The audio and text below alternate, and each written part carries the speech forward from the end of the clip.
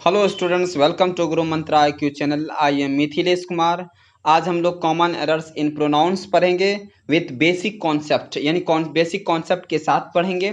और ये प्रोनाउंस का पार्ट 2 है। और मैं आपको बता दूं, जो पिछले वीडियो में हम लोगों ने पढ़ा था कुछ नाउंस बेसिक कॉन्सेप्ट के विषय में प्रोनाउंस के, और उनसे संबंधित जो नियम्स थे यानी रूल्स थे, कॉमन एरर से संबंधित रिलेटेड जो रूल्स थे उनके विषय में हम लोग कुछ जाना था। और उसके बाद हमने आपको बनाने के लिए कुछ दिया था। आज उन जो बनाने के लिए उस वीडियो में हमने आपको दिया था उसका पूरा सॉल्यूशन इस वीडियो में आपको करके दे रहे हैं। तो आप शुरू से अंत तक बने रहे, किसी तरह का प्रॉब्लम नहीं होगा। अगर किसी तरह का प्रॉब्लम आपको होता है तो आप डायरेक्ट हमें, आपको डिस्क्रिप्शन बॉक्स में मेरा नंबर, कॉन्टैक्ट नंबर और व्हाट्सएप नंबर दोनों दिया रहता है, आप डायरेक्ट कॉन्टैक्ट कर सकते हैं। Before going to start this video, मैं आपको ये कहना चाहूँगा कि अगर आपने अब तक सब्सक्राइब नहीं किया है तो आप पहले सब्सक्राइब कर ले, ताकि कोई भी वीडियो अपलोड करूं तो इसका नोटिफिकेशन आपको मिल जाए और किसी तरह की परेशानी ना हो। चलिए हम लोग शुरू करते हैं कॉमन एरर्स इन प्रोनाउन। इस वीडियो में हम लोग एक चीज़ और पढ़ेंगे, जो वन वर्ड सब्स्टिट्यूशन है, और क्या one word substitution, antonyms, synonyms को भी पढ़ेंगे। तो चलिए हम लोग स्टार्ट करते हैं अब। तो आइए हम देखते हैं सिनोनिम्स और एंटोनिम्स। इंसेंट। और मैं आपको ये बता दूं कि सिनोनिम्स एंटोनिम्स जो हम लोग यहाँ देख रहे हैं, अब तक हमने 6 सिनोनिम्स एंटोनिम्स के विषय में हम लोग बात कर चुके हैं। और 7वें सिनोनिम्स एंटोनिम्स को हम लोग देखेंगे। और आपको बता दें, कभी कभी ये वीडियो जो है या तो किसी इंग्लिश वाले जो एरर्स, कॉमन एरर्स आता है, या उनके साथ आपको मिल जाएगा, या फिर सिंगल भी मिल सकता है। तो इसलिए आप हर वीडियो को देखें ताकि आपको किसी तरह की परेशानी ना हो। तो देखते हैं पहला क्या है सिनोनिम्स एंटोनिम्स में। पहला वर्ड्स क्या है? एंचेंट। एंचेंट का मतलब क्या होता है? वशीभूत करना, अति आनंद देना, सम्मोहित करना। एंचेंट कर लिए। जैसे हम कहते हैं ना कि महेश ने रामू को इंचेंट कर लिया। महेश ने रामू को क्या कर लिया? महेश इंचेंट्स रामू। इसका मतलब महेश ने रामू को सम्मोहित कर लिया, अति आनंदित कर लिया। सम्मोहित करना, वशीभूत करना। चलिए सिनोनिम्स की बात करें तो इनका जो सिनोनिम्स का मतलब सेम वर्ड्स, मतलब उसी की तरह, उसी का मतलब। जैसे फैसिनेट है, फैसिनेट का मतलब क्या है? मोह लेना, उसी के अर्थ में है। चार्म, प्रसन्न करना, अति आनंदित करना है। अति आनंदित करना को हम चार्म भी कर सकते हैं, यानी इंचेंट को चार्म भी कह सकते हैं। नहीं कहते हैं इंचेंट लगता, इस समय तुम बहुत इंचेंट लग रहा है, प्रसन्न लग रहा है। चार्मिंग, अभी तुम्हारे बॉडी में बहुत ज्यादा चार्मिंग है। चार्मिंग मतलब बहुत ही प्रसन्नता दिखाई दे रही है ना। जैसे हम कहते हैं, अपना अपना सेंस बदल जाता है, सेंटेंस के अकॉर्डिंग सेंस बदलता रहता है। तो चलिए फैसिनेट के बाद चार्म हो गया। इनके बाद दूसरा कहते हैं एंट्रेंस भी होता है, जैसे सम्मोहित करना। एंट्रेंस का मतलब व्याकुल करना, और एंट्रेंस का मतलब प्रवेश भी होता है। तो ये अलग अलग सेंटेंस में अलग अलग तरह के अपना मीनिंग रख रहे होते हैं। तो आप एक एक करके समझने की कोशिश करिए। इसी को इंसेंट को डिलाइट भी कहते हैं, और डिलाइट का मतलब आनंदित होना, सुखी होना। प्लीज मतलब क्या होता है? पर प्लीज मतलब भी होता है आनंदित होना। अट्रैक्ट का मतलब क्या होता है? आकर्षित करना। आकर्षित तब करते हैं जब सम्मोहित कर रहे होते हैं, किसी को अपनी ओर वशीभूत कर रहे होते हैं, तो ऐसे ही अट्रैक्ट हो जाता है। एल्यूर का मतलब क्या होता है? एल्यूर एक मतलब मोहित करना, लुभाना, फुसलाना, इस सेंस में होता है। ग्लैमर मन मुग्ध कर देना, बहुत अच्छा परफॉर्मेंस उन्होंने किया। ग्लैमर क्या किया? मुग्ध कर दिया। नहीं कहता मंत्र मुग्ध कर दिया, मुग्ध कर दिया, मतलब इतना ज्यादा वो क्या कर दिया?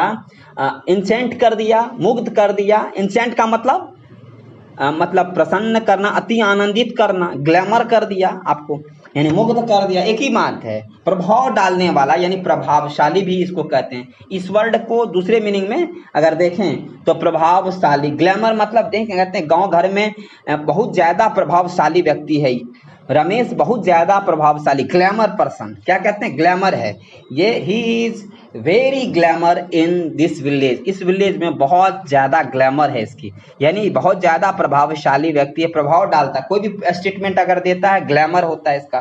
तो ग्लैमर मतलब यह भी होता है, तो ग्लैमर मतलब मुग्ध करना, तरह तरह के सेंटेंस के अकॉर्डिंग ये इसका सेंस बदलता रहेगा। इंसेंट का मतलब क्या सब हुआ, तो फैसिनेट, चार्म, एंट्रेंस, उसके बाद हो गया डिलाइट, एल्यूर, प्लीज, अट्रैक्ट, उसके बाद ग्लैमर, ये सारे वर्ड इनके जो हैं सिनोनिम्स के रूप में है। अब हम एंटोनिम्स की ओर ले जाते हैं आपको। एंटोनिम्स में क्या हो जाएगा, एंटोनिम्स में हो जाएगा ऑफल, माना भद्दा करना, ऑफल मतलब आनंदित नहीं, सम्मोहित नहीं, अब भद्दा लग रहा है, ऑफल हो गया है। उसके बाद बोर, परेशान कर देना, बोरिंग कर देना, नहीं, जहां हम देख रहे थे क्या होता, मोहित कर रहे थे, आनंदित कर रहे थे, वहां बोरिंग कर रहे हैं, यानी जी उबा देना। इतना पढ़ाते नहीं कहते हैं, स्कूल आज गए टीचर पढ़ा रहे थे, बोरिंग हो गए, हिस्ट्री की आज जो सब्जेक्ट पढ़ाए जा रहे थे सर के द्वारा, बोरिंग हो गए, मतलब बोरिंग का मतलब परेशान होना, जी उब जाना। लोथ, लोथ मतलब भी वही होता है, घृणित करना, है कि नहीं, बहुत ज्यादा भद्दा, ऑफल। अबहोरेंट, अबहोरेंट मतलब क्या होता है, घृणित करना। ऑब्नॉक्सस, घिनौना, अप्रिय, आपत्तिजनक, यानी इसका क्या है, ये एंटोनिम्स है।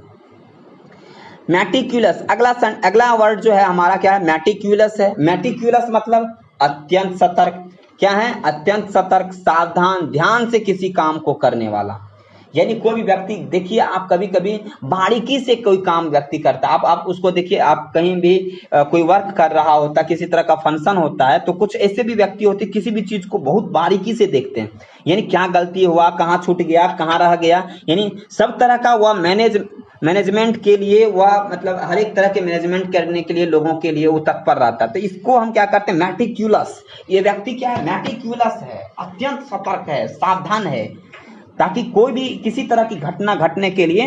अभी जैसे हमारे यहाँ बॉर्डर की बात करें, बॉर्डर पर जो सैनिक सब रहते हैं मैटिक्यूलस होते हैं, क्या होते हैं, बहुत ज्यादा सतर्क होते हैं, तो यानी केयरफुल, उसी को दूसरे वर्ड में हम कह सकते हैं केयरफुल। एस्क्रूपुलस, केयरफुल को दूसरे वर्ड में, या मैटिक्यूलस को दूसरे वर्ड में एस्क्रूपुलस कह सकते हैं, यानी अति सतर्क, क्या कह सकते हैं, अति सतर्क कह सकते हैं इसको, एस्क्रूपुलस, अति सतर्क। कर्तव्यनिष्ठ भी कह सकते हैं, चौकस, पूरा चौकस है अभी हमारा सेना, क्या है, अभी हमारे सेना जो बॉर्डर पर है पूरा एस्क्रूपुलस है, क्या है, एस्क्रूपुलस है। इस तरह से एस्क्रूपुलस का मतलब समझ में आ गया। प्रिसेस, यथार्थ, सही, ठीक। चलिए, एक्यूरेट मतलब भी होता है सही। फैस्टिडियस, फैस्टिडियस का मतलब नाजुक मिजाज। वेरी केयरफुल, फैस्टिडियस का मतलब वेरी केयरफुल, मतलब बहुत ही ज्यादा क्या है, केयरफुल है, सावधान है। फसी, फसी मतलब होता है छोटी बातों या वस्तुओं को अधिक महत्व देने वाला, यानी फिर से वही बात हुआ, क्या है, फैस्टिडियस है या क्या है, एस्क्रूपुलस है या मैटिक्यूलस का लीजिए, बहुत ही बारीकी से देखने वाला को ही हम क्या कहते हैं, फसी भी कहते हैं, छोटी बातों या वस्तुओं को अधिक महत्व देने वाला, छोटी छोटी बात पर महत्व देने वाला, उसको कहते हैं फसी कहते हैं। स्टूडियस माना अत्यधिक सतर्कतापूर्ण, अध्ययनशील, मेहनती भी कह सकते हैं, डेलिजेंट, सावधान, मेहनती, परिश्रमी। कंसियंसियस, कंसियंसियस मतलब क्या होता है, कर्तव्यनिष्ठ, ईमानदार। एंटोनिम्स की अगर बात करें तो इसका क्या होगा, केयरफुल था तो केयरलेस हो जाएगा, स्लॉपी हो जाएगा, वो पूरा केयरफुल था, सावधान था, फास्टिडियस था, तो यहाँ क्या होगा, स्लॉपी हो जाएगा, लापरवाह, आलसी हो जाएगा। स्लैपडैश मतलब भी वही होता है, स्लैपडैश मतलब लापरवाही। उसके बाद अनएस्क्रूपुलस है, वहाँ एस्क्रूपुलस था, यहाँ अनएस्क्रूपुलस है, मतलब यहाँ एस्क्रूपुलस का मतलब क्या हुआ, अति सतर्क, लेकिन यहाँ क्या अनएस्क्रूपुलस मतलब कोई भी सतर्कता नहीं, बिल्कुल जैसे का तैसे चल रहा है, चल रहा है। रेकलेस मतलब होता है असावधान, लापरवाह, दुस्साहसी। अब उनके बाद देखेंगे अगला वर्ड्स है हमारा क्लेमेंसी, क्या है, क्लेमेंसी है। क्लेमेंसी का मतलब होता है दया, कृपा, रहम, तरस, दयाशीलता। इनकी सिनोनिम्स की अगर बात करें तो सिनोनिम्स हो जाएगा मर्सी, क्लेमेंसी, मर्सी, कंपेशन, सहानुभूति, सिंपैथी भी कह सकते हैं, सहानुभूति को सिंपैथी भी कहते हैं, अनुकंपा, करुणा, कृपा, है ना। यानी भगवान की नहीं कहते हैं, भगवान की जो क्लेमेंसी है, मर्सी है हम पर बनी रहे, यानी कृपा बनी रहे, दया बनी रहे। काइंडनेस यानी दयालुता, यानी आपके काइंडनेस का यह परिणाम है, आपकी दयालुता का यह परिणाम है जो आज हम यहाँ रह पाए। इस तरह से हम बोलते हैं ना कि आपकी काइंडनेस है। अभी लिखने लगते हैं नीचे में एप्लीकेशन वगैरह, तो उसमें लिखते हैं ना काइंडनेस। चैरिटी, चैरिटी का मतलब क्या होता है? भिक्षा दान, चैरिटी। उदारता भी होता है, इसी के सेंस में है। उदारता तो तब होगा जब आप थोड़ा, आपके पास तरस किसी के प्रति होगा। जैसे ही तरस खाते हैं, रहम खाते हैं, तो समझिए उदार हैं आप। एंटोनिम्स यानी रूथलेस, एंटोनिम्स इसका क्या होगा? जहां आप कृपा हो रहा था, दया होता, अब रूढ़, कृपा दया नहीं होगा, क्रूरता होगा, निर्दयता होगा। उसके बाद स्ट्रिक्टनेस, क्या है? स्ट्रिक्टनेस है, और स्ट्रिक्टनेस का क्या होता है? दृढ़ता, कठोरता। ठीक है, तो यहां तक आपको समझने में इसका कोई प्रॉब्लम नहीं आया होगा। अब हम लोग वन वर्ड सब्स्टिट्यूशन की ओर चलेंगे। वन वर्ड सब्स्टिट्यूशन में क्या है? इंजीनियस। इंजीनियस का मतलब जीनियस नहीं कहता, जीनियस है। यहाँ क्या है? इंजीनियस। इंजीनियस मतलब प्रवीण, स्किलफुल इन इन्वेंटिंग। इसको हम कहते हैं स्किलफुल इन इन्वेंटिंग, मतलब नए चीज़ों के आविष्कार में निपुण। कोई भी नया चीज़ अगर का खोज किया जा रहा है तो उसको अगर खोज करने में क्या है? ये निपुण है, इंजीनियस है। तो अगर आपसे यह दिया जाए क्वेश्चन में स्किलफुल इन इन्वेंटिंग, तो आपको इसका क्या होगा? वन, अनेक शब्दों के बदले एक शब्द में, तो इंजीनियस हो जाएगा। अगर आपको क्वेश्चंस में दिया रहेगा something that can not B imitated, imitated का मतलब नकल करना, नकल करने के सेंस में, जिसकी नकल नहीं किया जा सके। इमिटेटेड में कैन नॉट बी इमिटेटेड मतलब नकल नहीं किया जा सके। समथिंग यानी जिसका नकल नहीं कर सकते हम लोग, तो उसको क्या कहेंगे? इनिमिटेबल। क्या कहते हैं? इनिमिटेबल। क्या कहते हैं? यानी अद्वितीय। उसके बाद कहता है one who is unable to pay his debts, one who is unable to pay his debts, जो अपना कर्ज नहीं चुका सके, जो अपना कर्ज नहीं चुका सके, नहीं कर्ज चुका सके, उसको क्या कहेंगे? इंसॉल्वेंट कहेंगे। क्या कहेंगे? इंसॉल्वेंट कहेंगे, यानी दिवालिया कहेंगे। उसके बाद अगला क्या है? अगला है remarks which do not apply to the subject under discussion, यानी रिमार्क्स मतलब ऐसी चीज का रिमार्क्स करना जिसका जो है which do not apply to the subject, जिसका जो है सब्जेक्ट से कोई लेन देन ही नहीं है, जिसका विषय से कोई संबंध ही नहीं है। अंडर डिस्कशन, या जो हम डिस्कशन करने जा रहे हैं या जिस पर हम डिबेट करने जा रहे हैं, बात विवाद करने जा रहे हैं, वह बात नहीं कही गई और दूसरी बात उस बीच में आ गया, तो उसको हम क्या कहते हैं? इररेलीवेंट। इररेलीवेंट मतलब असंगत, इररेलीवेंट मतलब असंगत है, यानी वह विषय उससे जुड़ा हुआ नहीं है। अगर इसको दूसरे शब्दों में कहें तो क्या कह सकते हैं? No connected with the main point, जो पॉइंट है उसके अकॉर्डिंग बोलना। कभी कभी आप देखते होंगे जब आपस में 2 दोस्त या 5 दोस्त आपके साथ में रहता हो, तो आप जिस मुद्दे पर बात कर रहे होते हो, अगर उस मुद्दे पर ना बात करके दूसरे मुद्दे को बीच में अटकाया जाए, मतलब बात कर रहा है उसी से संबंधित लेकिन वो उनसे कनेक्ट नहीं कर रहा है, तो ऐसे स्थिति में कहते हैं कि तुम्हारी स्टेटमेंट इररेलीवेंट है, यहाँ असंगत है, यहाँ नहीं चलेगा, इसमें ये फिट नहीं कर रहा। तो यही चीज है इनविंसिबल। यहाँ इनविंसिबल को कहते हैं that which can not be conquered, मतलब कंक्वर्ड मतलब क्या होता है? कंक्वर्ड मतलब जिसे कंक्वर्ड जीता जा सका, जिसे जीता नहीं जा सके, यानी जिसे पराजित नहीं किया जा सके, पराजित होना होता है, तो जिसे पराजित नहीं किया जा सके उसका क्या होता है? इनविंसिबल, यानी अजय है। क्या है वो? अजय है, अपराजय है। उसी को ना, जो अजय है, जिसको जीत नहीं सकते, जैसे भगवान को कोई जीत ही नहीं सकता। जीतने के लिए उसके लिए उस तरह की भावना की जरूरत होती है, उस तरह की भक्ति की जरूरत होती है। तो हम भगवान को जीतने के लिए दूसरे रास्ते से जीतते हैं, लेकिन वह तो युद्ध के क्षेत्र में देखे तो अजय है, उसे कोई जीत नहीं सकता। ठीक है, उसके आगे चलते हैं हम लोग। That can not be touch, जिसे छू कर महसूस नहीं किया जा सके, उसे क्या कहते हैं? इनटैंजिबल कहते हैं। क्या कहते हैं? इनटैंजिबल कहते हैं, और अस्पृश्य या अमूर्त भी कह सकते हैं। One who tries to control weak countries, और कोई व्यक्ति ऐसा हो जो गरीब देशों को क्या करता है?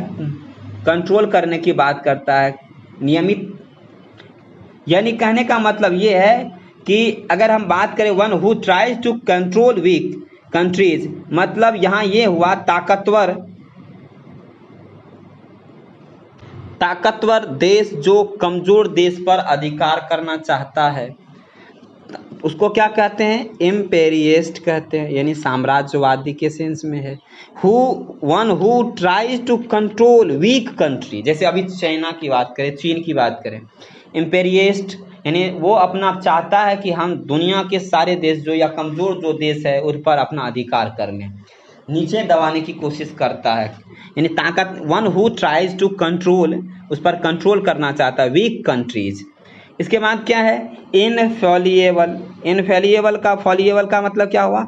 One who does not make mistake, जो कभी गलती नहीं करता, उसको कहते हैं इनफॉलिएबल। ठीक है, अगला चलते हैं, या दूसरे भाषा में अगर कहें, दूसरे शब्दों में कहें तो क्या कह सकते हैं? ए रेमेडी विच नेवर फेल्स, ऐसा उपचार, एक ऐसा उपचार जो कभी असफल नहीं होता, तो उसको कहते हैं इनफॉलिएबल। इनक्रेडिबल का मतलब क्या होता है? अविश्वसनीय। हिंदी भी जान लेंगे तो आप बहुत सारे आंसर को पता कर लेंगे। इनक्रेडिबल यानी that which can not B believe, जिस पर क्या किया नहीं जा सकते? विश्वास नहीं किया जा सके, उसे क्या कहते हैं? इनक्रेडिबल। इनएविटेबल, इनएविटेबल का मतलब that which can not be avoided, जिसे टाला नहीं जा सके, इसे इनएविटेबल कहते हैं, अर्थात अनिवार्य है, अवश्यंभावी है। हम लोग प्रोनाउंस के पिछले वीडियो में हम लोगों ने पढ़ा 1 से लेकर 10 तक जो उसमें बनाने दिया गया था, और उसको 1 से 10 तक के जो रूल्स हैं उनको बनाया, फिर उनके आधार पर आपको कुछ बनाने के लिए दिया गया था प्रोनाउंस में, उनको आप बनाए भी, और कुछ बच्चों के द्वारा अच्छा रिस्पॉन्स भी दिया गया, मुझे अच्छा लगा। और आप लोगों को जो भी इस वीडियो को देख रहे हैं, मैं आपसे ये कहना चाहूँगा कि अगर आप इस वीडियो को देख रहे हैं और आपको इंटरेस्टेड हैं, आप सीखना चाहते हैं, तो कम से कम बनाने की कोशिश करिए जो बनाने दिया जाता है। फिर व्हाट्सअप, और मेरा व्हाट्सअप नंबर और कॉन्टैक्ट नंबर डिस्क्रिप्शन बॉक्स में दिया रहता है, आप व्हाट्सअप के जरिए या क्या कहते हैं या तो फिर डायरेक्ट कॉन्टैक्ट के जरिए आप हमसे कॉन्टैक्ट कर सकते हैं। इसमें कोई दिक्कत अगर आपको होता है तो डायरेक्ट पूछ भी सकते हैं। तो चलिए हम लोग बात करते हैं, जो बच्चा आपको दिया गया था फिल इन दी ब्लैंक्स, जो आपको खुद से बनाना था, आज उसके विषय में चर्चा करते हैं, और इससे संबंधित जो नियम्स हैं, इनके रूल्स हैं, इनके विषय पर भी चर्चा करेंगे। कहाँ किस प्रकार से किस सेंटेंस में किस तरह के प्रोनाउंस को प्रयोग करते हैं। तो प्रश्न यहाँ ये उठता है कि पहला जो क्वेश्चन से दिया गया है, Vinay as well as his friends dash doing dash work, तो पहले सेंटेंस में जो दिया गया फिल इन दी ब्लैंक्स, उसमें भरना है हमें इज आर भरना है, और दूसरा फिल इन दी ब्लैंक्स है उसमें हिज और देयर भरना है। तो इज और आर अगर भरना है पहला फिल इन दी ब्लैंक्स में, तो प्रश्न उठा कि अगर सिंगुलर सब्जेक्ट होगा तो सिंगुलर वर्ब भरेंगे, और प्लूरल सब्जेक्ट होगा तो प्लूरल वर्ब भरेंगे। तो पता करते हैं कि यहाँ जो सिंगुलर सब्जेक्ट है या प्लूरल सब्जेक्ट है। तो एज वेल एज के पहले ध्यान रखेंगे, एज वेल एज से, ये एज वेल एज से अगर पहले जो नाउन्स हैं अगर वो सिंगुलर है, जैसे देखिए विनय सिंगुलर है तो सिंगुलर वर्ब भरेंगे। तो ये ध्यान रखना कि एज वेल एज के जो पहले नाउन्स होते हैं या शुरू में आता जो पहले वाले जो कनेक्टर्स होते हैं, यदि नाउन्स कनेक्टर्स हैं, तो उस रूप में अगर सिंगुलर है तो सिंगुलर वर्ब डालेंगे, और सिंगुलर अगर वर्ब दिया जाएगा तो उसमें क्या जोड़ेंगे हम? हिज लगाएंगे, क्योंकि सिंगुलर हिज और देयर में क्या है? सिंगुलर कौन है? तो हिज सिंगुलर है, देयर प्लूरल है, इसलिए हम क्या करेंगे? डूइंग दूसरे वाले में हिज लगाएंगे। तो इस प्रकार से आप ये भी अंडरस्टैंडिंग कर लिए। ये ध्यान रखना है आपको कि एज वेल एज से इस तरह से जुड़ा रहेगा। लेकिन अगर ये प्रश्न उठता है कि एज वेल एज के एज वेल एज से अगर जुड़ा हुआ हो और एज वेल एज के बाद इधर प्लूरल हो, अगले सेंटेंस को देख लीजिए, इसी तरह का है, जैसे एज वेल एज से जुड़ा इधर प्लूरल है, तो फिर प्लूरल वर्ब भरेंगे। तो प्लूरल वर्ब क्या हो जाएगा? यहाँ आर भरेगा, तो फिर क्या लिखा? The students as well as their teachers, देखिए प्रोनाउंस भी प्लूरल आया, देयर टीचर्स। डैश है, डैश में क्या भरना है हमको? तो डैश में भरना है आर, क्या भरना है? आर। यहाँ देखिए इज आर ऑप्शन दिया गया, तो क्या भरेंगे हम लोग? आर भरेंगे। और फिर यहाँ हिज है, देयर है, तो हिज देयर में से क्या भरेंगे हम लोग? यहाँ हिज नहीं भरेंगे, देयर भरेंगे, क्योंकि पहले वाले सेंटेंस में भी बताया था हमने, अगर सिंगुलर वर्ब दे रहे हैं तो उसके हिसाब से अगर हमें सिंगुलर प्रोनाउंस भी डालने होंगे, अगर हम प्लूरल वर्ब दे रहे हैं तो उसके हिसाब से हमें प्लूरल प्रोनाउंस भी डालने होंगे। चलिए हम लोग आगे चलते हैं अगले सेंटेंस के। लेकिन एक सेंटेंस एज वेल एज से और रहता है जुड़ा हुआ, उसको भी हम आपको यहाँ समझा देते हैं, जबकि पिछले वीडियो में हमने क्वेश्चन नंबर 10 में समझाया भी था। तो चलिए देखते हैं क्वेश्चन क्या था। He has lost my notebooks as well as dash था, इस तरह से दिया गया था क्वेश्चन। तो ही हैज लॉस्ट, क्वेश्चन है यही, he has lost my notebooks, क्या है, notebooks as well as है, एज वेल एज। अब यहाँ एज वेल एज के बाद डैश में क्या भरेंगे, तो यहाँ प्रोनाउंस भरना है। प्रोनाउंस जो भरते हैं हम लोग नाउन के बदले में आता है, नाउन के स्थान पर आता है, in place of noun, in place of noun होता है। तो प्रोनाउन इन प्लेस ऑफ, ये नाउन के स्थान पर जो आते हैं जो वर्ड, उसे प्रोनाउंस कहते हैं। तो प्रोनाउंस जब भी आता है तो नाउन को लेकर नहीं आता है। ये ऑलरेडी जब भी प्रोनाउंस आता है तो नाउन को, जब भी एडजेक्टिव आता है तो जैसे अभी हम बात करते हैं माई बुक, यहाँ देखिए ना माई नोटबुक है, तो ये माई क्या है, यहाँ ये प्रोनाउंस नहीं है, ये एडजेक्टिव है। तो अगर योर और योर्स की बात कर लें, योर और योर्स की बात कर लेते, इनमें यहाँ क्या भरेंगे हम, तो यहाँ योर नहीं भर सकते, क्यों नहीं, तो ये तो एडजेक्टिव बन जाएगा। हमको तो भरना क्या है, प्रोनाउन भरना है, तो योर्स लिखेंगे यहाँ। तो एज वेल एज के बाद प्रोनाउंस जो भरेंगे, तो योर योर्स में आपको डिफरेंस समझ में आ गया कि योर जो है एडजेक्टिव है। यहाँ योर के बाद अगर डैश रहता, डैश के बाद कोई नाउन दिया रहता, तब हम योर भरते हैं। जैसे एज वेल एज डैश रहता, पेन रहता, तब हम बीच में योर से नहीं भरते, तब योर पेन योर दे देते हैं, तो योर पेन, यानी तब एडजेक्टिव का रूप योर का यूज होता। तो समझ में आ गया इस तरह से। तो आगे चलते हैं हम लोग, एक विथ से जुड़ा हुआ, देखिए क्वेश्चन आया, अब विथ से, एज वेल एज का पूरी तरह समझ में आ गया आपको। दी चिल्ड्रेन है, चिल्ड्रेन क्या है, प्लूरल है, और विथ से जुड़ा हुआ है। तो ऐसे कंडीशन में आप क्या करेंगे, जब चिल्ड्रेन है और विथ से जुड़ा हुआ रहता है, तो ऐसे कंडीशन में हम क्या करते हैं, तो प्लूरल है दिया हुआ ना, प्लूरल दिया हुआ है, तो क्या भरना है, पहला फिल इन दी ब्लैंक्स में क्या है, फिल इन दी ब्लैंक्स है, फिर पेरेंट्स है, dash gone to see, gone to see. अच्छा यहाँ भरना क्या है ये जानना है। तो प्लूरल है तो प्लूरल वर्ब है ना, तो प्लूरल वर्ब है तो यहाँ क्या देंगे, प्लूरल वर्ब भी देंगे। लेकिन यहाँ प्लूरल वर्ब की बात नहीं कर रहा है, यहाँ कह रहा है कि पहला फिल इन दी ब्लैंक्स जो होगा, यहाँ देयर भरना है कि हिज भरना है कि हर भरना है कि इट्स भरना है। तो यहाँ आपको क्या भरना है, देयर भरना है, क्योंकि यहाँ चिल्ड्रेन जो विथ से अगर जुड़ा हुआ, जैसे एज वेल एज से जुड़ा रहता था, प्लूरल रहता है। जैसे अगले सेंटेंस में हमने पढ़ा कि तो स्टूडेंट से लगा हुआ, तो क्या भरे थे हम लोग, देयर भरे थे, यहाँ देयर टीचर लगा था ना। तो उसी तरह अगर दी चिल्ड्रेन लिखा हुआ है और विथ से जुड़ा हुआ है, तो यहाँ आगे वाले पॉइंट्स में क्या डालेंगे, देयर डालेंगे, क्या डालेंगे, देयर डालेंगे, तो the children with their parents हो जाएगा। और फिर आगे वाले सेंटेंस में जो फिल इन दी ब्लैंक, आगे वाले जो फिल इन दी ब्लैंक्स है यहाँ दिया गया है, तो यहाँ क्या डालेंगे, तो यहाँ अगर दिया पेरेंट्स डालते हैं, यहाँ प्लूरल सब्जेक्ट है, तो आगे में भी हम क्या डालेंगे, हैव डालेंगे, हैव गॉन टू सी हो जाएगा, यहाँ सिंगुलर नहीं डालेंगे। तो ये विथ से भी जुड़ा हुआ रहेगा तो आप बना सकते हैं। लेकिन अगला क्वेश्चन 15वें नंबर का अगर देखें, 15 नंबर में क्या, mister Sudhir Kumar, my senior, Sudhir Kumar के विषय में कह रहा, माई सीनियर है, my senior and proprietor of Lucent publications dash none for the honesty and good behaviour. अब प्रश्न किसके विषय में कहा गया, तो सब्जेक्ट आपका कैसा आ गया, सिंगुलर आ गया। किसके विषय में कहा गया, मिस्टर सुधीर कुमार के विषय में कहा जा रहा है, वो मेरा सीनियर है, प्रोपराइटर है किसका, पब्लिकेशन ऑफ लूसेंट पब्लिकेशन का।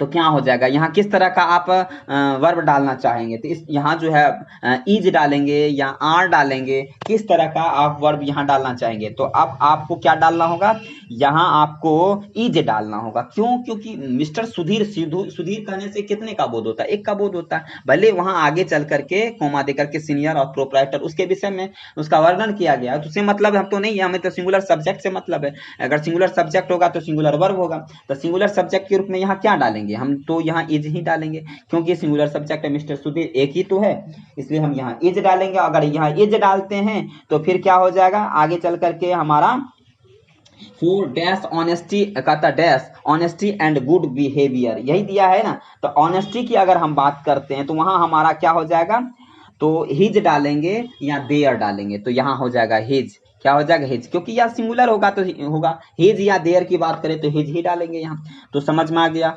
तो अब आप अगला सेंटेंस की ओर चलते हैं, मेनी अ सोल्जर्स। अगर आपको इस तरह का सेंटेंस दिया जाए, a soul, many a soldier, इसके बाद क्या है, सिंगुलर वर्ब है, सॉरी सिंगुलर नाउन है। अगर सिंगुलर नाउन की बात दिया गया, मैनी के बाद ए करके लिखा हुआ हो, मैनी ए सोल्जर, इस तरह से जुड़ा हुआ हो, इनके बाद आपको अगर लिखा हुआ हो डैश, यानी वर्ब डालना हो, किस तरह का वर्ब डाले, प्लूरल या सिंगुलर, आपको ये मैनी को देख करके लग रहा होगा कि ये प्लूरल है। सच में ये प्लूरल है, दिखने में मैनी कहने से बहुत कबोध होता है, लेकिन मैनी ए सोल्जर, सोल्जर है, तो यहाँ हमको क्या डालना है, सिंगुलर वर्ड, क्योंकि सोल्जर के विषय में कहा जा रहा है, मतलब बहुत सारे में से एक सोल्जर जो है, यानी उनके विषय में कहा जा रहा है, तो यहाँ क्या डालेंगे, एक सोल्जर की बात कर रहा है तो हैज डालेंगे। Match dash death in the battle field, has have में क्या डालेंगे, हैज डाल दिए। अब यहाँ क्या होगा, हैज डाले तो हिज लगेगा, यहाँ बिल्कुल यहाँ हिज ही लगेगा, क्योंकि यहाँ जो है हैज सिंगुलर वर्ब है, सिंगुलर वर्ब है तो सिंगुलर प्रोनाउंस भी डाले जाएंगे, तो यहाँ हिज लगेगा।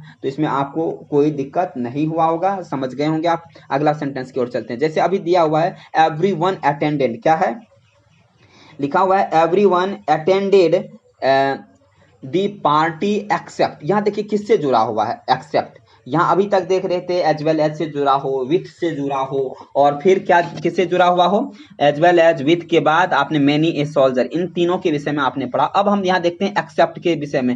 एक्सेप्ट से अगर जुड़ा हुआ हो, ये एक्सेप्ट के बाद कौन सा नाउन आएगा या प्रोनाउन आएगा, इसकी बात अगर हम करें तो इसके बाद, एक्सेप्ट के बाद हमेशा ये ऑब्जेक्टिव केस आता है। कौन सा प्रोनाउन में कौन सा आता है, ऑब्जेक्टिव केस। अगर हम बात करें इसमें कौन सा हो जाएगा, everyone attended the party except him, या ही या हिज, ही तो बिल्कुल नहीं होगा, ये तो सब्जेक्ट है।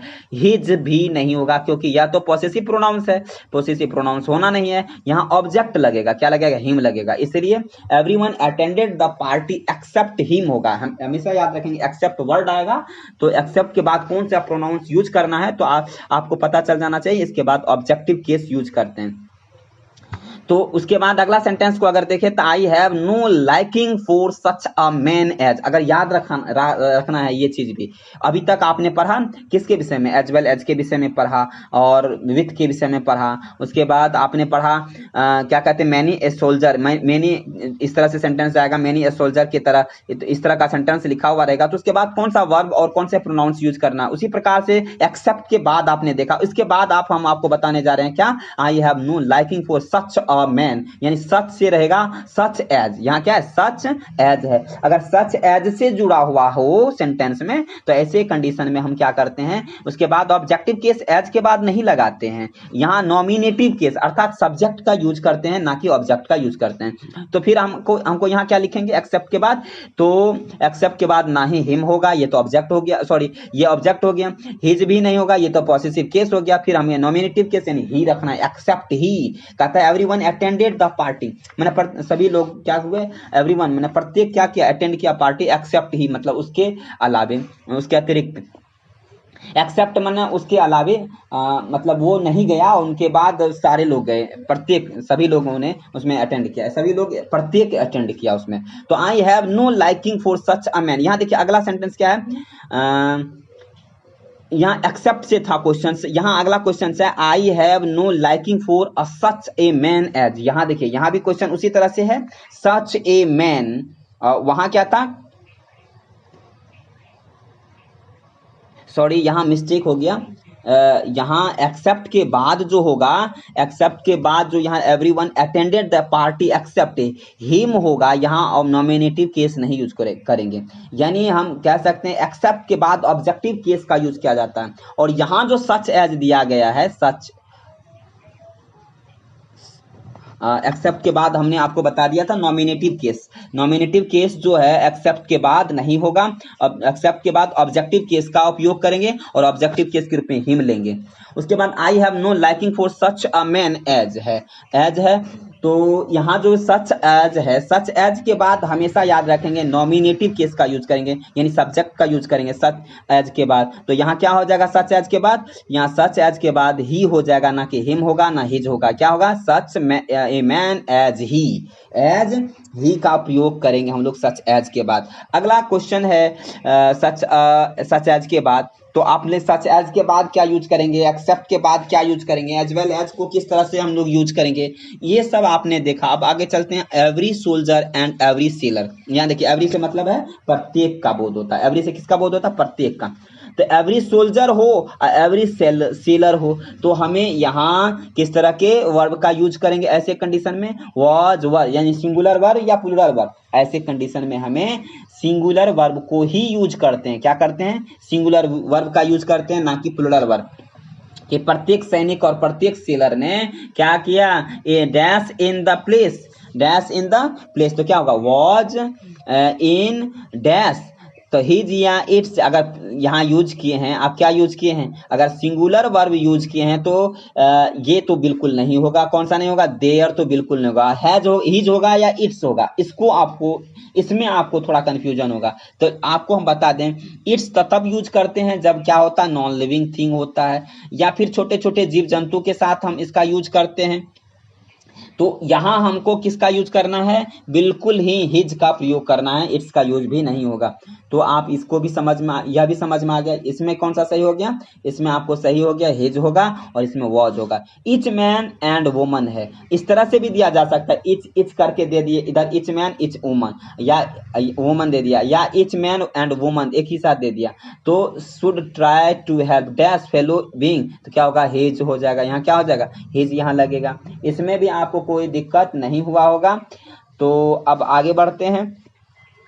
यहाँ रुद्रांश और आदित्य की बात और से अगर जुड़ा रहेगा तो ऐसे कंडीशन में क्या होता है? तो अगर यह सिंगुलर है, रुद्रांश सिंगुलर है, आदित्य भी सिंगुलर है। यहाँ देखिए ना, लिखा हुआ है दो या दो से अधिक सिंगुलर नाउन्स और आइदर और तथा नाइदर नोर से जुड़ा हो तो सिंगुलर वर्ब। कैसा वर्ब यूज करते हैं? Singular verb. तो यहाँ हम कौन सा वर्ब यूज करेंगे? सिंगुलर हैज यूज करेंगे। और सिंगुलर प्रोनाउंस या एडजेक्टिव का यूज करेंगे। तो यहाँ क्या होगा? तो आदित्य हैज हो जाएगा, लॉस्ट हिज बुक क्या हो जाएगा? यहाँ देयर बुक नहीं चलेगा, यहाँ हिज बुक होगा। ठीक है, चलिए आगे चलते हैं। अगर नाइदर नॉर से जुड़ा हुआ हो ऐसे कंडीशन में आप क्या करेंगे? Neither Dheeraj nor his friends admitted dash fault, क्या हो जाएगा? हिज या देयर, तो हिज होगा। यदि एक सिंगुलर और एक प्लुरल से जुड़े हो तो प्लुरल प्रोनाउंस, ओहो यहाँ प्लुरल प्रोनाउंस का यूज होगा। एक मिनट रुक जाइए, यहाँ मिस हो गया। अगर हम आपको बता दें, अगर कभी कभी इस तरह से वीडियो में कोई कोई टॉपिक पर अगर किसी बोलने के क्रम में मिस हो जाता है तो आप कमेंट बॉक्स में लिख सकते हैं सर यहाँ आपका मिस हो गया, या डायरेक्ट कांटेक्ट भी कर सकते हैं। फिर मैं अगले वीडियो में उसको सुधार कर दूंगा, क्योंकि मिस तो सभी से हो सकता है लगभग, कुछ ना कुछ एकदम बिल्कुल 100% एक्यूरेट तो हो ही नहीं सकता कोई भी।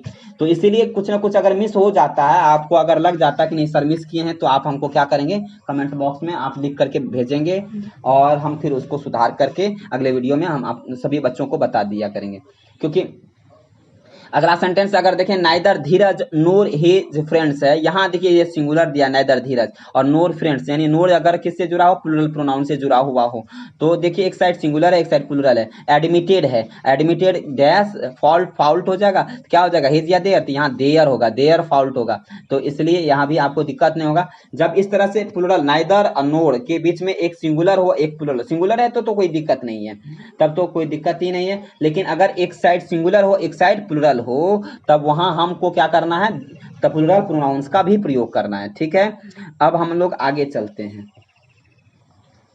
दी सेक्रेटरी एंड दी ट्रेजर, मतलब सेक्रेटरी का मतलब होता है, जो सेक्रेटरी मतलब सचिव होता है, और ट्रेजर मतलब खजांची। मतलब एक ही व्यक्ति को कहा जा रहा है यहाँ। क्यों है? कैसे पता चला? ये तो हमको पता चला कि दी सेक्रेटरी एंड द ट्रेजर है, तो एक ही व्यक्ति को कहा जा रहा है। जब हम क्या रहते हैं दी डॉक्टर या दी टीचर एंड स्टूडेंट, इसका मतलब है कि जो टीचर है वो स्टूडेंट भी है। तो ऐसा हो सकता है secretary and treasure dash negligent of duty. तो यहाँ आपको अगर सिंगुलर नजर आ रहा है, यहाँ सेक्रेटरी एंड ट्रेजर से क्या बोध होता है? एक व्यक्ति को कह रहे हैं, तो एक ही व्यक्ति के विषय में सेक्रेटरी और ट्रेजर कहा गया। तो यहाँ एक ही व्यक्ति का अगर बोध हो रहा है तो क्या हो जाएगा? इज आर वर, क्या हो जाएगा? ये दोनों तो प्लुरल ही है, तो ये तो बिल्कुल यूज नहीं होगा, इज ही लगेगा। प्लुरल वर्ब नहीं यूज होगा, सिंगुलर है तो सिंगुलर वर्ब यूज करेंगे। नहीं of dash his their its, इसमें क्या होगा? इट्स तो लगेगा ही नहीं, देयर लगेगा ही नहीं, तो फिर लगेगा हिज। और इस प्रकार से यह सेंटेंस आपको समझ में आ गया होगा। लेकिन अगर यहाँ दी सेक्रेटरी है और दी ट्रेजर रहता, यानी अलग अलग रहता, दी करके यह भी दी, यहाँ इधर भी आर्टिकल जुड़ा रहता और इधर भी देखिए ना इसमें जुड़ा हुआ है दी सेक्रेटरी और दी ट्रेजर है। अगर इस तरह से जुड़ा हुआ आर्टिकल से जुड़ा हुआ सेंटेंस मिल जाए तो आप समझ जाए, ये नहीं समझिएगा कि केवल एक ही व्यक्ति को कहा जा रहा, अब अलग अलग हो गया। यानी आर्टिकल से जुड़ा हुआ कोई नाउन हो और बीच में एंड से जुड़ा हुआ हो, आर्टिकल्स है यहाँ द लगा हुआ, इधर भी ट्रेजर के साथ भी द लगा हुआ, लेकिन यही द ना लग करके इसमें पहले वाले सेंटेंस में देखिए द नहीं लगा, केवल एक जगह द लगा हुआ है एंड से पहले। तो अगर यहाँ द लगा तो इसके मतलब एक ही व्यक्ति को कह रहे हैं, लेकिन यहाँ दोनों साइड अगर द लग गया, एंड के दोनों साइड लगा गया, आर्टिकल लग गया, चाहे ए हो या एन हो या द हो, तो अलग अलग व्यक्ति का बोध हो जाता, तब इसका मतलब प्लूरल हो गया। प्लूरल हो गया तो did not do dash duties, तो क्या हो जाएगा, देयर ड्यूटीज हो जाएगा। देखिए यहाँ नोट्स में लिखा हुआ वर्ब क्या होगा, प्लूरल होगा, प्लूरल प्रोनाउंस या एडजेक्टिव का प्रयोग करेंगे, यहाँ देयर हो जाएगा, ना कि हिज, उसके बाद हिम आदि कुछ भी यूज करेंगे, ठीक है। तो चलिए अगला चलते हैं, एवरीवन। एवरीवन बट क्या है क्वेश्चन में, एवरीवन उसके बाद बट, बट क्या है, प्रीपोजिशन। और प्रीपोजिशन के बाद हमेशा ध्यान रखेंगे क्या कौन सा यूज होता है, यहाँ जो बट दिया गया है यहाँ प्रीपोजिशन के रूप में यूज हो गया है। तो वैसे तो प्रीपोजिशन जो है जैसे अब लाइक है, लाइक वर्ब भी है और प्रीपोजिशन भी है तो आगे वाले सेंटेंस में, लेकिन यहाँ जो सेंटेंस दिया गया everyone but dash new the answer, तो यहाँ कौन सा यहाँ यूज होगा, कौन सा वर्ड यूज होगा। तो ऑप्शन अगर आपको ये दिया रहेगा, सी दिया रहेगा, ठीक है, सी दिया रहेगा, हिज दिया रहेगा, ठीक है, उसके बाद हर ये दिया रहेगा, इस तरह से दिया रहेगा, तो आप क्या यूज करिएगा, सी, हिज या हर, इनमें क्या यूज करिएगा, तो स्वाभाविक है शी यूज करेंगे। क्या यूज करेंगे, शी यूज करेंगे। तो एवरीवन बट शी क्या हो जाएगा, she knew the answer, she knew the answer. मुझे नहीं लगता कि इस सेंटेंस में आपको कोई दिक्कत होगा, ये आप समझ गए होंगे। अब आगे चलते हैं हम लोग, यहाँ जो बट दिया गया है, यहाँ बट का यूज प्रीपोजिशन के रूप में हुआ है, जबकि बट जो है क्या है, कंजक्शन है, कंजक्शन है। उसके बाद यहाँ बट का अर्थ क्या होता है, एक्सेप्ट के अर्थ में होता है, और एक्सेप्ट के अर्थ में होता है यहाँ बट का यूज। जैसे एवरीवन बट मतलब एवरीवन प्रत्येक, बट लेकिन कौन ले गया, सी न्यू द आंसर, प्रत्येक लेकिन वो जानता है answer, everyone but new the answer, कहने का मतलब है शी न्यू द आंसर। तो यहाँ क्या हो जाएगा, बट के बाद जो यूज करेंगे हम लोग नॉमिनेटिव केस यूज करेंगे या ऑब्जेक्टिव केस यूज करेंगे, तो इनके विषय में हम आपको बता देते हैं। यहाँ नॉमिनेटिव केस यानी सब्जेक्ट का यूज करेंगे। अगला चलते हैं, अगले में क्या है, माई डॉटर लुक्स लाइक, प्रीपोजिशन है, और प्रीपोजिशन के बाद आपको देखना है कि यहाँ कौन सा यूज करेंगे, मी यूज करेंगे और आई यूज करेंगे। यहाँ आपको एक चीज उनसे पहले हम बता दें, यहाँ जो लाइक यूज किया गया है, ये लाइक जो है क्या है, आपको प्रीपोजिशन के रूप में यूज हुआ है यहाँ लाइक, जबकि हम जानते हैं वर्ब है, लाइक मतलब होता है पसंद करना, जबकि यहाँ जो है किसके तरह यूज हुआ है, प्रीपोजिशन के रूप में।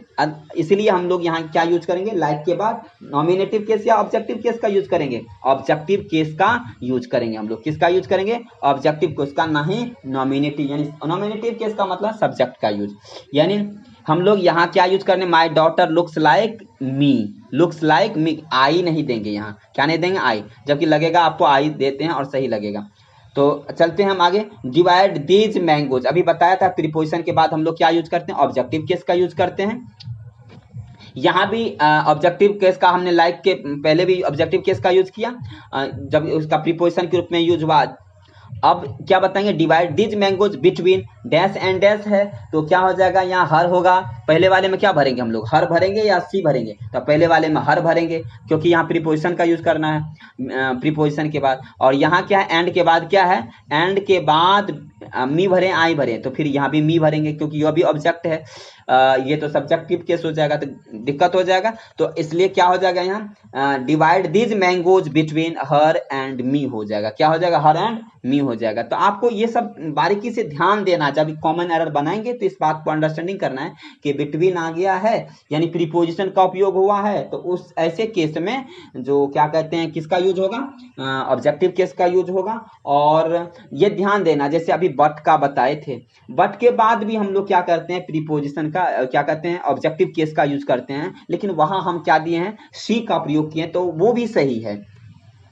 तो बट है प्रीपोजिशन के रूप में यूज हुआ है, लाइक है प्रीपोजिशन के रूप में यूज हुआ है, बिटवीन तो प्रीपोजिशन है ही। बट और लाइक जो है प्रीपोजिशन नहीं रहते हुए भी प्रीपोजिशन के तरह सेंटेंस में यूज हुआ है, और इसके बाद हमने क्या किया है, ऑब्जेक्टिव केस का प्रयोग किया है। तो इसलिए आप इस चीज को ध्यान रखेंगे।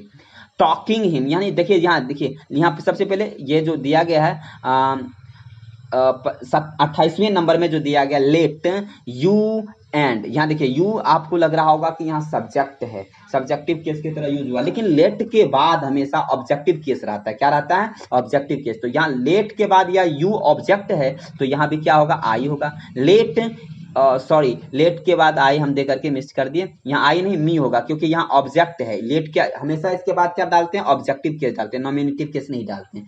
तो यहाँ ऑब्जेक्ट डालेंगे तो यहाँ भी क्या होगा? ऑब्जेक्ट होगा, ऑब्जेक्ट ऑब्जेक्ट होगा। तो लेट एंड से जुड़ा हुआ ना, तो जो एक साइड रहेगा वही दूसरा साइड भी रहेगा।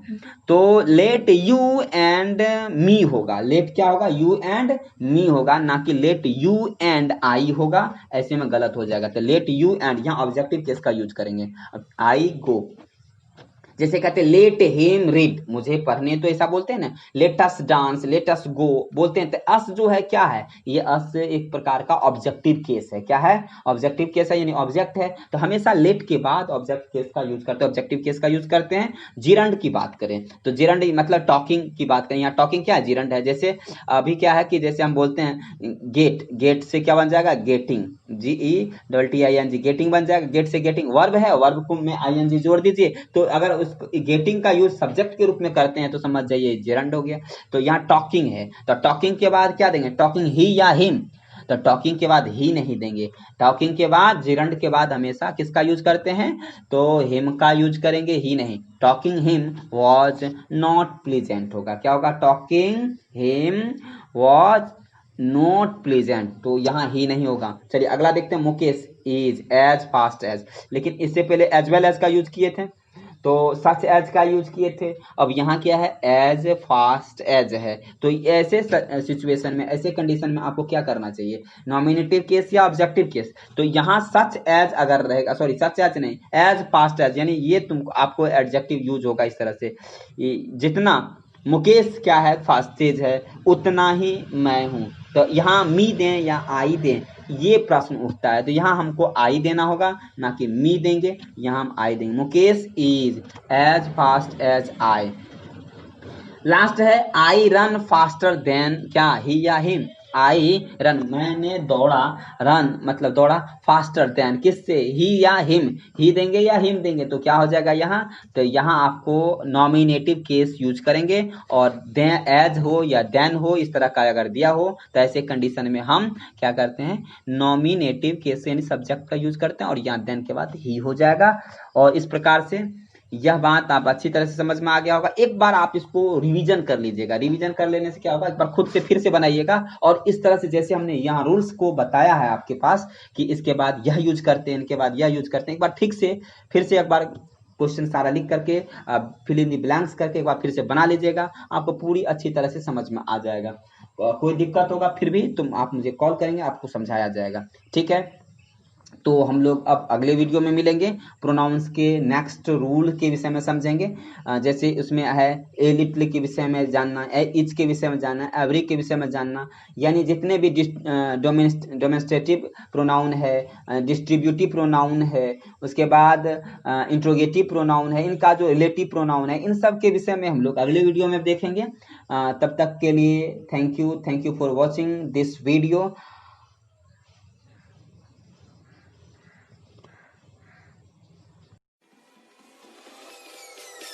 Peace.